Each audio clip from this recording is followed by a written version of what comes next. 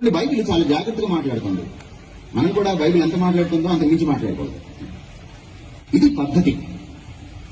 నా ఇష్టం వచ్చినట్టుగా ఎడాపెడా నేను బోధించడానికి నాకు అధికారం లేదు. ఇప్పుడు వద్దాం సబ్జెక్ట్ లో.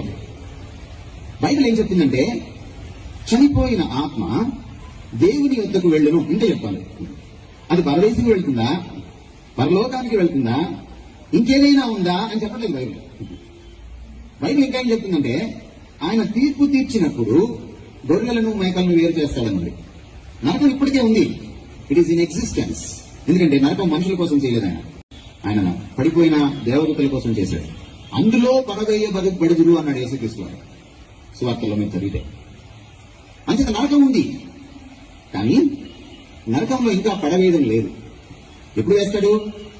అంతిమ తీర్పు జరగాలి. ద ఫైనల్ జడ్జిమెంట్ ఎప్పుడైతే వస్తుందో అప్పుడు ఆయన డిసైడ్ చేస్తాడు ఎవరు ఎక్కడికి వెళ్ళాలి అని. మరి ఈలోపు ఎక్కడ ఉంటారు? దేవుని ఆధీనంలో ఉంటారు. ఎలా ఉంటారు? We don't know. అది ఎక్కడ? అది భౌతిక తత్వం కాదు. ఎక్కడ అనాలంటే ఒక స్పేస్, ఒక ప్రదేశం ఉండాలి. అది ప్రదేశం కాదు. అది నరకము, పరలోకము, పరదేశు ఇవన్నీ కూడా స్థితులే. They are only states, not the places. Please understand this. ఎందుకంటే అవి భౌతికమైన విషయాలు కాదు.